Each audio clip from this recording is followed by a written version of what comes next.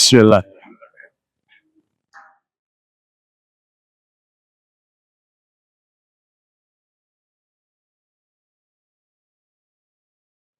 Assalamualaikum warahmatullahi wabarakatuh.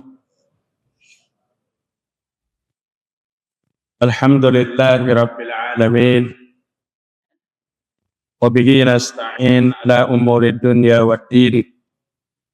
Ashhadu an la ilaha illallah al-malikul haqqul mubin. Wa ashhadu anna Muhammadan abduhu wa rasuluh as-sadiqul wa'adul amin. Ya ayyuhalladzina amanu ittaqullaha haqqa tuqatih wa la tamutunna illa wa antum muslimun. Ya ayyuhan nasu ittaqu rabbakum alladzi khalaqakum min nafsin wahidah wa khalaqa minha zawjaha wa bassa minhuma rijalan katsiran wa nisaa'a wattaqullaha alladzi tasaaluna bihi wal arham innallaha kana 'alaikum raqiba. Ya ayyuhalladzina amanu ittaqullaha wa qulu qawlan sadida yuslih lakum a'malakum wa yaghfir lakum dhunubakum wa may yuti'illaha wa rasulahu faqad faza fawzan 'azima. Inna asdaqal hadits kitabullah wa khairul huda huda Muhammad sallallahu alaihi wasallam wa syarrul umuri muhdatsatuha wa kullu muhdatsatin bid'ah wa kullu bid'atin dhalalah wa kullu dhalalatin finnar. Mari kita bersyukur kepada Allah Subhanahu wa taala pada malam ini, malam Selasa, Senin malam tanggal 16 Jumadil Awal 1446 Hijriah, tanggal 16 Desember 2024. Alhamdulillah kita sehat walafiat, dapat berkumpul bersama kembali pada kajian rutin Senin malam di Masjid Rahmah. Mudah-mudahan Allah menerima segala amal ibadah kita. Allah memberikan kepahaman kepada kita tentang ilmu agama Allah Subhanahu wa taala, karena tanda kasih sayang Allah adalah orang yang Allah pahamkan dia kepada agama Allah Subhanahu wa taala. Jamaah sekalian rahimakumullah, kana sholihun yatawassawna bi thalasi kalimatin law wazanat bidzahabi la rajahtu bihi. Pada tema kajian kita malam hari ini disebutkan orang-orang saleh masa lalu itu selalu memberikan wasiat, selalu memberikan nasihat, yang dinasihati siap menerima, yang menasihati kada pernah berbangga, semuanya berharap pada hidayah Allah. Mudah-mudahan nasihat itu diberikan kepahaman, dan mudah-mudahan yang menerimanya juga mendapat ridho dari Allah Subhanahu wa taala. Itulah pekerjaan orang-orang saleh salaf. Sehingga nasihat yang sering mereka sampaikan dengan 3 bagian, 3 bentuk nasihat. Ini kanatus salihun, orang-orang saleh. Kita berkehendak mudah-mudahan diri kita termasuk orang yang bahagia, orang yang saleh, atau orang yang mendapat doa orang yang saleh. Kita juga patut memperhatikan 3 macam, seperti nasihatnya para orang saleh masalah. Lawazanat, kata beliau, jika ditimbang nasihat itu bidzahabi, dengan emas yang banyak pun, la rajahta bihi, tidak akan setara, tidak akan menyamainya. Nasihatnya luar biasa, karena kalau dibanding dengan harta dan kekayaan, dan orang yang tidak pernah rugi, orang yang suka menasihati, orang yang mau menerima nasihat. Karena ada posisi yang menasihati, ada yang mau menerima nasihat. Sebenarnya kalau kita runtun dalam hidup ini, semua jabatan kita ini penasihat. Penasihat terhadap diri kita, penasihat terhadap keluarga kita, dan kepada siapapun. Allah bersumpah demi waktu asar, kata para ulama. wal asri, demi masa. Innal insana lafi khusr. Manusia itu rugi. Rugi manusia. Kemuliaan Allah Subhanahu wa taala, setiap Allah menceritakan satu kerugian yang akan ditimpa oleh manusia pada hari akhirat nanti, selalu aja Allah memberikan dan menyisipkan solusi agar manusia itu tidak rugi. Manusia itu rugi, kata Allah Ta'ala. Illa kecuali yang akan mau rugi itu siapa? Alladzina amanu wa amilus shalihat wa tawassaw bil haqq wa tawassaw bis. Kecuali orang yang beriman yang tidak rugi, orang beramal salih, dan orang yang saling menasihati. Sebagai seorang mukmin sebenarnya tidak pernah marah apabila menerima nasihat dari orang lain. Sekalipun kita sebagai penasihat, kita juga menerima nasihat. Karena di tengah kemampuan orang lain memberikan nasihat, di sisi lain ada kekurangan yang dia harus menerima nasihat orang lain. Yang harus menerima nasihat orang lain. Dan nasihat ini adalah agama, Bapak. Ad-dinun nasihat. Agama itu adalah nasihat. Orang yang tidak rugi itu orang yang mau menasihati kepada kebenaran dan mau menasihati kepada kesabaran. Sehingga sejak zaman Rasul Sallallahu Alaihi Wasallam kepada para sahabat, kepada para tabi'in, nasihat itu dijadikan rujukan yang paling kuat dalam menentukan nilai agama seseorang. Allah Subhanahu wa taala berfirman dalam Al-Qur'an, perkataan apa yang paling mulia?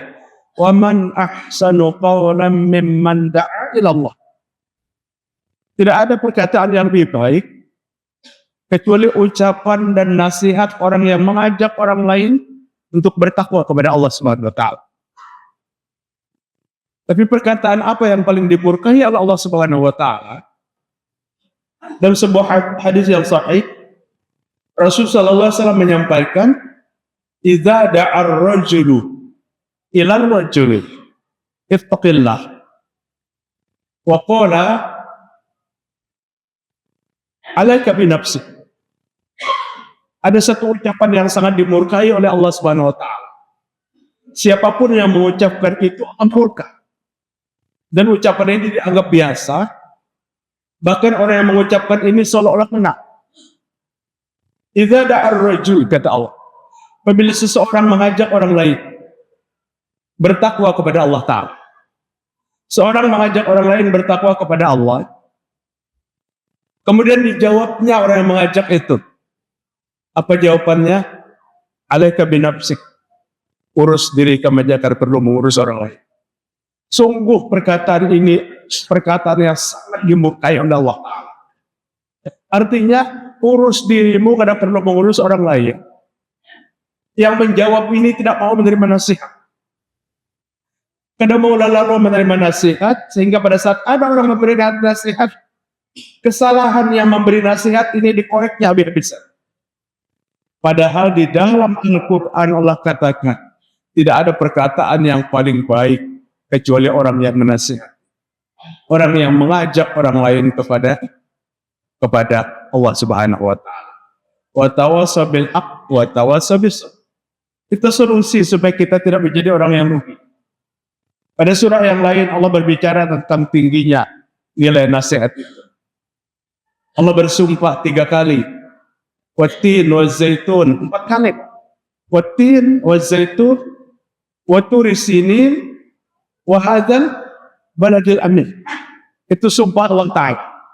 Demi buah tin, demi buah zaitun, ba'dal mufassir, setengah daripada ahli tafsir, wattin, demi Damaskus yang banyak pohon tin, wa zaitun, demi Palestina yang banyak pohon zaitun, atau watin demi pohon tin, buah tin, wa zaitun demi buah zaitun, wa turi sinin demi bukit Sinai, tanah haram yang paling sedikit di muka bumi, sekitar Bukit Tursina, tempat Nabi Musa bermunajat.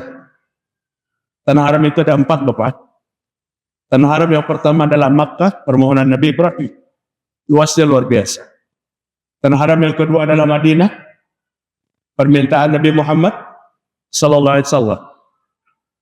Tanah haram yang ketiga adalah Palestina di sekitar Baitul Maqdis.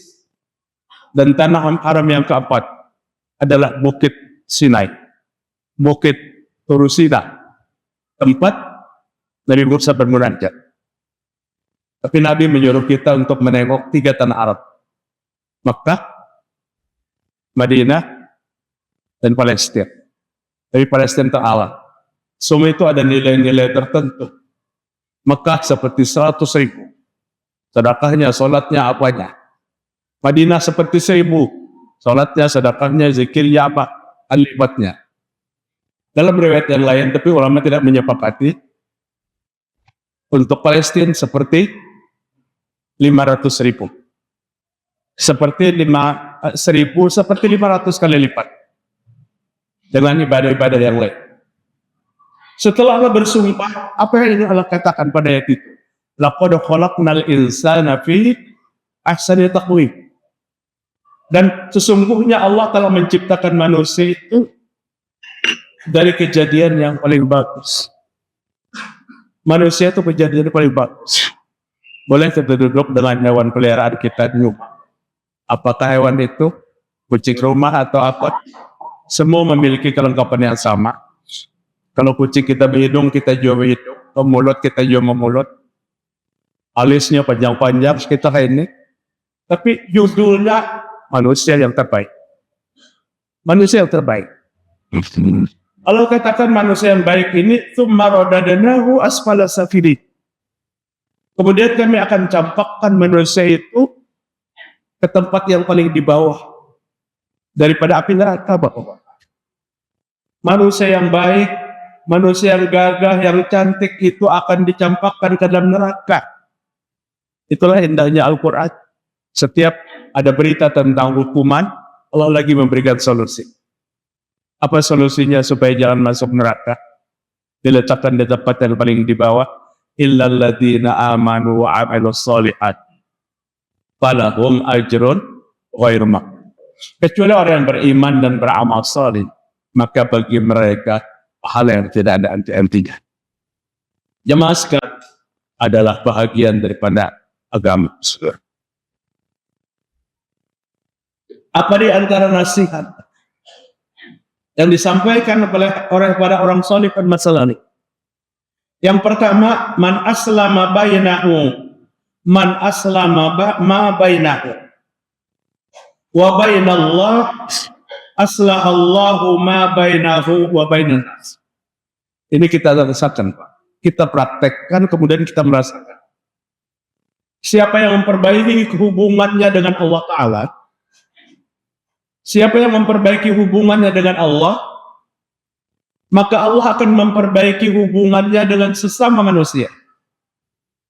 Jadi hablum minallah adalah urutan yang pertama untuk memperbaiki hubungan kita. Dan fadilah dari menciptakan hubungan yang baik dengan Allah, akan terlahir hubungan yang baik dengan sesama manusia. Abdullah bin Mubarak rahimahullah, seorang ulama hadis, pada saat beliau ditanya, wahai Syekh bin Mubarak, apa tanda yang bisa terlihat dalam diri seorang ahli ibadah apabila ibadahnya itu diterima? Ada seorang yang ahli ibadah. Banyak orang yang ingin membuktikan apa salah satu yang bisa terlihat dalam diri ahli ibadah itu, yang ibadah diterima oleh Allah Subhanahu wa Ta'ala. Maka Ibnu Mubarak mengatakan apa? Lihatlah hubungannya dengan sesama manusia. Pada saat dia ahli ibadah tapi hubungan dengan sesama manusia hancur, itu tanda ibadahnya ditolak oleh Allah Subhanahu wa Ta'ala. Karena hablum minallah yang baik akan menciptakan hablum minan nas yang baik. orang mendekatkan dirinya kepada Allah Subhanahu wa taala, maka Allah akan menanamkan di dalam hatinya dan di dalam hati semua muslim untuk baik. Asal dia menciptakan hubungan yang baik dengan Allah. Simpel sekali Ibnu Mubarak rahimahullah mengatakan, hubungannya dengan sesama manusia perlu dipantau. Itu tidak jauh daripada hubungannya dengan Allah Subhanahu wa taala. Apa kata ba'dus salihun? Orang yang memperbaiki hubungan dengan Allah, maka Allah akan memperbaiki hubungannya dengan sesama manusia. Ada sebuah hadis yang diriwayatkan Imam Muslim dari Sa'ad bin Abi Waqqas radhiyallahu anhu. Sa'ad bin Abi Waqqas, sahabat Asyaratul Kiram, 10 sahabat yang pernah Nabi umumkan masuk surga. Salah satu di antaranya Sa'ad bin Abi Waqqas. Abu Bakar, Umar, Utsman, Ali, Talha bin Ubaidillah, Sa'ad bin Abi Waqqas, Sa'id bin Zaid, Abdurrahman bin Auf, Jubair bin Awam, Abu Ubaidah, Amir bin Jarrah. 10 sahabat yang akan masuk surga kata Nabi. Ada di dalamnya terkurung nama Sa'ad bin Abi Waqqas. Sa'ad bin Abi Waqqas meriwayatkan sebuah hadis radhiyallahu an, qala Nabi sallallahu alaihi wasallam, kata Sa'ad, Nabi bersabda, innallaha yuhibbut taqiyyu al-ghaniyyu al-khafiyyu. Allah tuh sangat menyukai orang yang bertakwa. Al-ghaniyyu, orang yang merasa cukup. Kada nominal, Pak. Belum tentu nominal yang banyak merasa cukup. Ada nominalnya yang hasilnya tenang pas-pasan, sudah cukup. Tapi ghani di sini dalam dobit hadis yang ulun baca, al-qana'. Allah mencintai siapa? At-taqiyyu, orang bertakwa. Wal ghaniyyu, orang yang hatinya merasa kaya, merasa cukup. Kehidupan tidak menghalanginya untuk taat kepada Allah Ta'ala.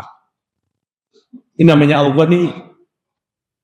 Laisa al-ghina ghinal mal, walakin al-ghina ghinan nafs. Yang dinamai kaya itu bukan harta yang bertumpuk, tapi yang dinamai kaya itu adalah kaya hati. Menerima apa yang Allah berikan dengan dada terbuka. Apabila dia qanaah menerima, maka dia bersyukur. Apabila bersyukur, inilah membuktikan bahwa dia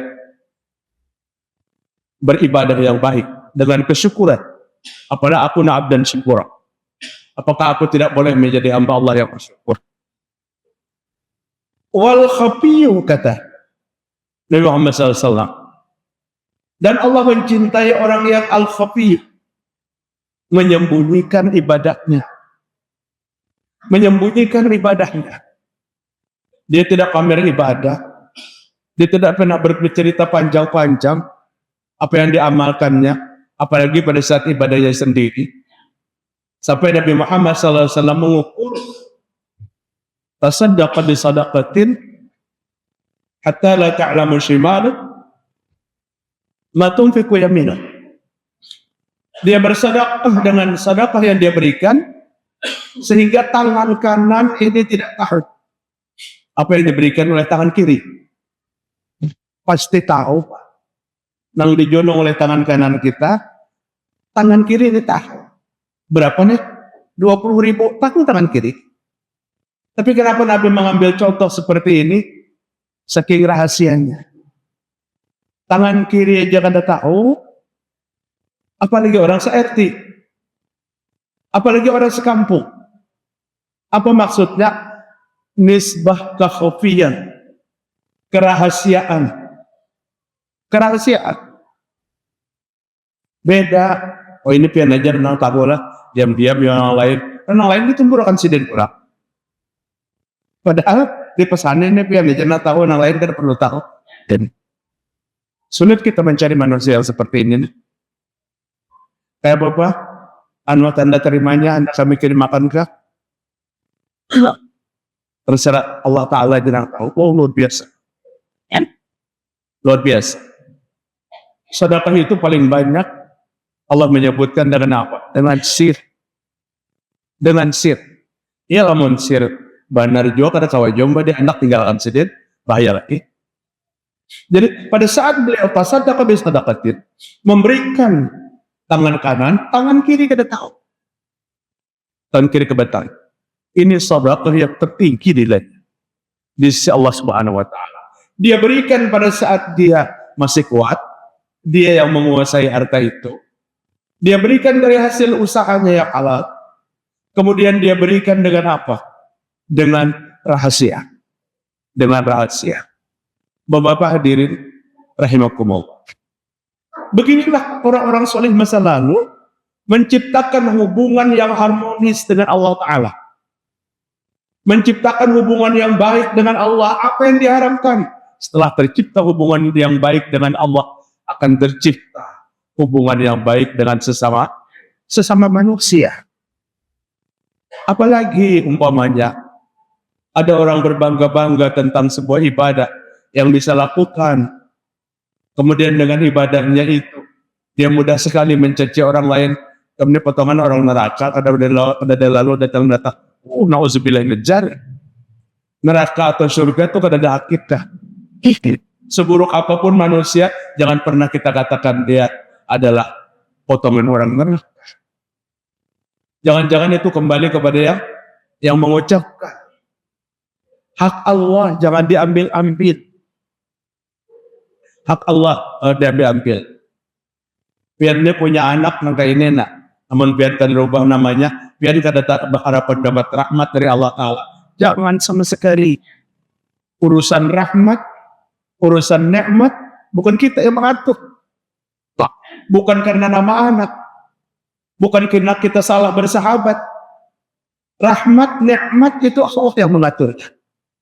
Nah, keikhlasan orang-orang soleh masa lalu menciptakan hubungan dengan Allah, maka Allah akan melahirkan dari hati manusia untuk harmonis dengan sesama manusia. Jamaah sekalian, yang penting ibadah yang kita lakukan pada saat kita melakukan hubungan dengan Allah adalah ibadah yang ittiba. Apa artinya ittiba? Ada contoh. Ada juga rumah ibadah tapi kan ada contoh. Al-haqqu maqamat dalil alaihi. Kebenaran itu adalah sesuatu yang datang dari sebuah dalil. Laisal haqq bima amalahu nas. Bukan satu kebenaran itu melihat banyaknya manusia yang mengamalkan. Kebenaran itu sesuatu yang ada dalil, bukan kebenaran itu sesuatu yang paling banyak diamalkan oleh orang lain. Karena amal belum tentu berdasarkan kepada dalil, Bapak-bapak. Allah Subhanahu wa taala menyindir tentang ini juga dalam Al-Qur'an.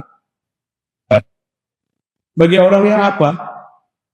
Mengikuti kebanyakan manusia. Wa in tuti' aktsara man fil ardi yudilluka an sabilillah yattabi'una illa adh-dhann wa in hum illa yahrusun. Sekalipun ayat ini asbabun nuzul kepada orang kafir sebenarnya. Kepada orang kafir. Tapi ayat ini berbentuk umum yang bisa dipakai oleh kita. Wa in tuti' jika kalian mengikuti aksarun nas fil ardi, manusia yang banyak di muka bumi ini, mereka akan banyak menyesatkan kalian, akan menggiring kalian kepada sebuah kesesatan. Kenapa? Iyattabi'una ittadsan. Mereka mengikuti sesuatu, melakukan sesuatu dengan persangkaan. Dari persangkaan itu bukan dalil. Ibadah itu pada sedikit-sedikit yang dilaksanakan dengan persangkaan. Padahal ibadah itu dilaksanakan dengan apa? Dengan dalil. Kenapa biar begitu salam? Salat maghrib tadi istighfarnya 3 kali. Astagfirullah, astagfirullah, astagfirullah. Mudah menjawabnya. Karena Nabi 3 kali. Karena itu dalilnya. Kayak Bapak ditambahi 100 kali. Berarti lebih banyak pahalanya daripada 3 kali. Lalu pian baca astagfirullah, astagfirullah, astagfirullah 100 kali. Rasa mampu mengalahkan yang 3 kali. Ini al-bizzon namanya. Dengan persangkaan. Bukan dengan dalil, bukan dengan persangkaan. 3 kali itu tentu lebih baik yang 100 kali. Kenapa jadi mengambil yang 3 kali, ada yang 100 kali? Kemudian dalilnya kenapa Ustaz? Ini amplop 3.000, ini amplop 100.000. Nang manang diambil, nang 100.000 kalau masa duitan dia Ustaz. Mencontohkan ibadah itu dengan nilai dunia. Dengan nilai dunia. Jadi ibadah itu sedikit tapi itu sunnah lebih baik kata Abdullah bin Mas'ud. Al-iqtisadu fi sunnah khairum minal ijtihad. Berbeda. Sunnah lebih baik daripada banyak, tapi ada sunnah. Sehingga apa yang dikatakan oleh Ibnu Utsaimin rahimahullah, al-haqqu maqamad dalilu alaihi. Kebenaran adalah sesuatu yang dihantarkan oleh sebuah dalil untuk kamu laksanakan. Walaisa al-haq bima amilahun nas. Tidak kebenaran itu membuktikan karena banyaknya manusia yang menggawi. Banyaknya manusia yang mengamalkan. Jadi apa yang diperintahkan? Allah Subhanahu wa taala berfirman dalam Al-Qur'an. Rasul sallallahu alaihi wasallam berfirman, bersabda dalam sebuah hadis yang diriwayatkan Imam Bukhari. Apa kata Nabi? Man qara'a ayataini. Siapa yang membaca 2 ayat? Siapa yang membaca 2 ayat? Di akhir surah Al-Baqarah. Pada surah Al-Baqarah terakhir. Siapa yang membaca 2 ayat terakhir surah Al-Baqarah? Kafatah kata Nabi, Allah akan berikan kecukupan rasa, kecukupan perasaan, kecukupan segala-galanya. Hafal aja berataan, biar kada dihafal, baca Al-Qur'annya akan panjang kada. Ini dengan dalil bapak-bapak, dengan dalil. Kalau amalan yang Nabi kada menyebutkan jumlahnya, silahkan. Tapi jika Nabi menetapkan jumlahnya, jangan kita pakai zon, persangkaan. Jangan pakai persangkaan. Pian mumpung di sini, tempulu di sini, ayo habis-habisan. Biasanya waktu di Makkah apa gitu, Pak.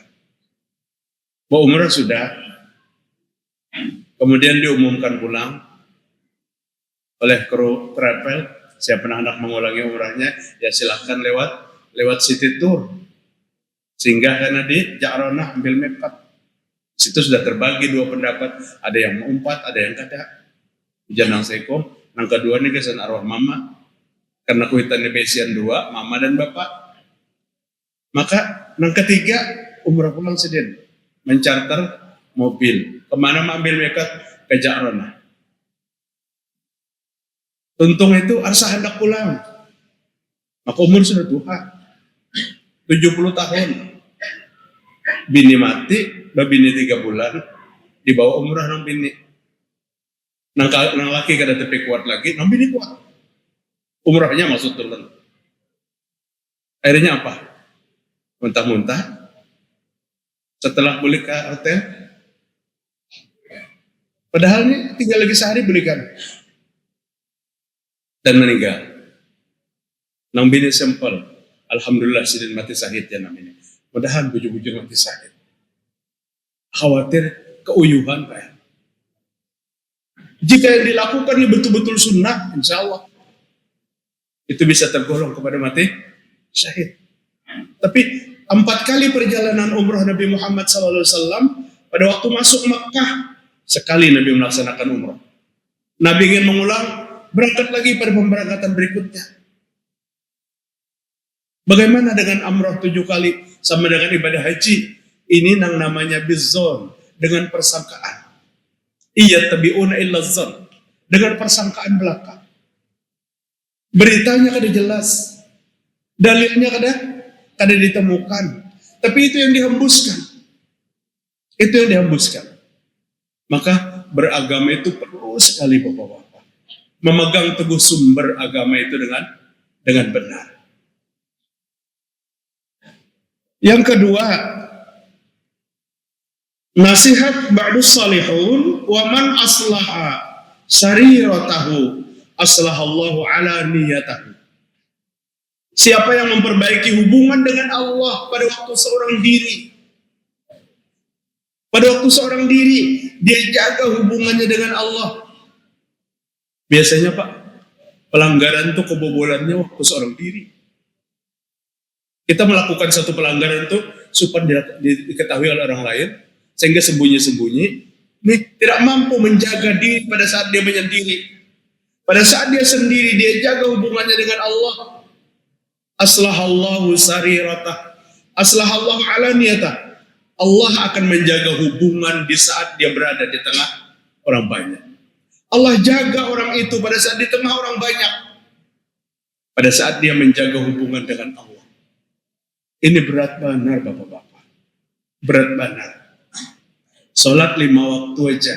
Pada saat dikerjakan sendiri, maka kuncang kirang.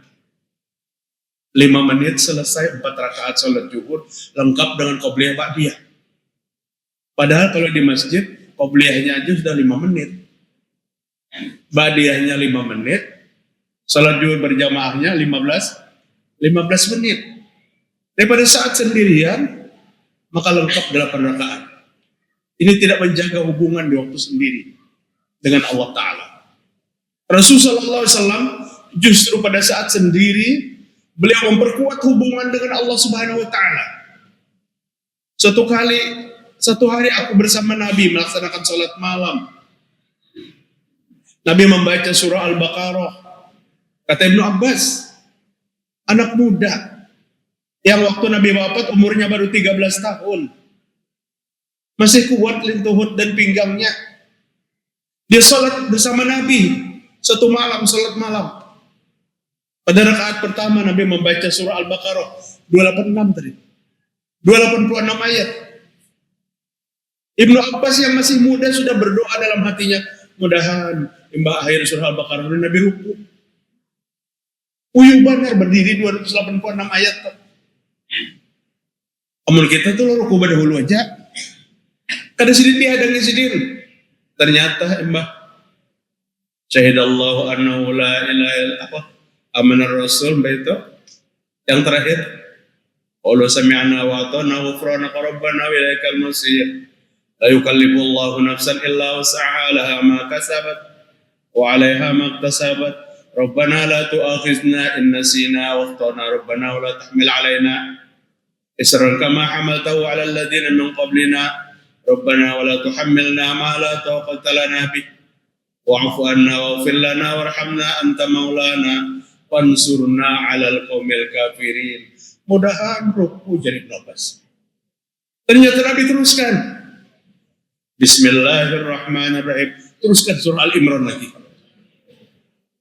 Surah Al-Imran. Pada saat Nabi melaksanakan sendiri, justru Nabi lebih berkomunikasi indah dengan waktu yang lama dengan Allah Ta'ala. Sampai istri beliau berkata, Aisyah radhiyallahu anha, ya Rasulullah, piantu dosa diampuni yang terdahulu dan akan datang. Kada berdosa. Pian kada berdosa. Kenapa pian melakukan sampai seperti itu? Kakinya bengkak, tumitnya pecah-pecah untuk melaksanakan sholat malam yang lawas. Apa yang dijawab Nabi? Afala akuna abdan syakura. Apakah aku kada boleh wa Aisyah menjadi hamba Allah yang bersyukur? Itu bentuk kesyukuran yang dilakukan oleh Nabi Muhammad sallallahu alaihi wasallam. Sudah Pak Aisyah? Belum? Belum. Karena pindah gelisah sudah jadi orang ketakutan. Ayo jangan gelisah belum lah.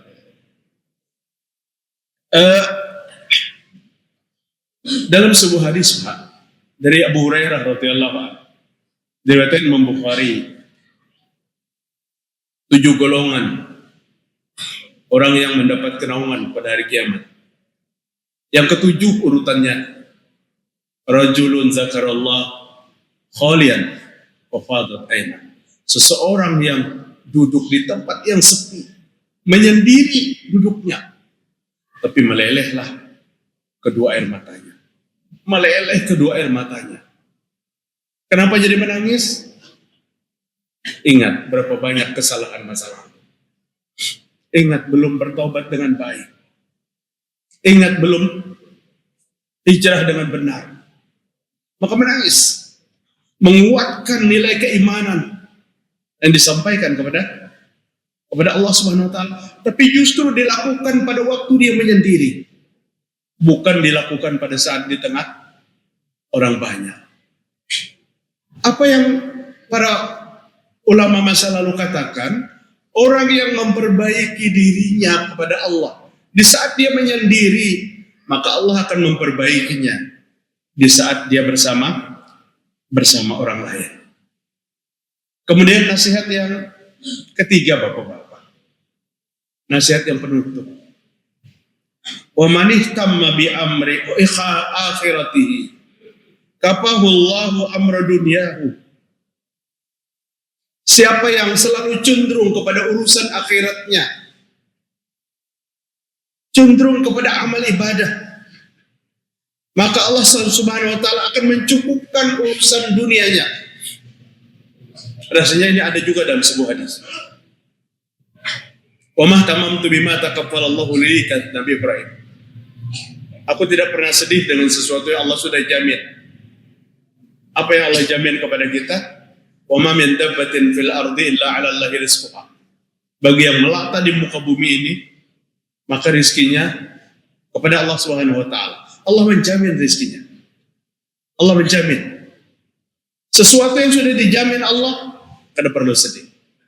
Yang membuat dia sedih adalah urusan akhirat nanti, di mana akan dihadapkan kepada dua masalah besar. Imma ahlul jannah wa imma ahlun nar. Bisa ahli surga dan bisa ahli neraka. Paling tidak dituntut kepada kita dalam kehidupan dunia. Pada saat kita bekerja pagi sampai sore, maka ada waktu-waktu yang diperintahkan kepada kita harus berhubungan dan berkomunikasi dengan Allah Subhanahu wa taala. Artinya hubungan dengan Allah jangan pernah kita abaikan. Dan bekerjalah kita dalam urusan dunia kita. 77 surah Al-Qasas. Wabtaghi fi ma ataka Allahu ad-daral akhirah wa la tansa nasibaka minad dunya wa ahsin kama ahsanallahu ilaik wa la tabghil fasad fil ard innallaha la yuhibbul mufsidin. Kata Allah Subhanahu wa taala, wabtaghi fi ma ataka Allahu ad-daral akhirah. Sedikit saja, habiskan ayat dan tuntutlah, carilah dalam hidupmu sesuatu yang membuat kamu bahagia di akhirat. Jadi kehidupan dunia ini kita jadikan jembatan untuk kelancaran kita di akhirat. Carilah sesuatu yang buat kamu berbahagia di akhirat, tapi jangan pernah melupakan kehidupan dunia. Artinya Allah menyampaikan pada ayat ini, disuruh dunia dan akhirat itu seimbang. Antara ibadah dengan keperluan hidup dengan tujuan hidup. Ibadah itu kan keperluan hidup. Apa perlunya kita diciptakan oleh Allah? Az-Zariyat 56 adalah ibadah. Kalau kita manusia, kalau kita jin, wa ma khalaqtul jinna wal insa illa liya'budun. Tidak kuciptakan jin dan manusia kecuali untuk beribadah. Jadi dilahirkannya jin dan manusia ke dunia tujuannya ibadah.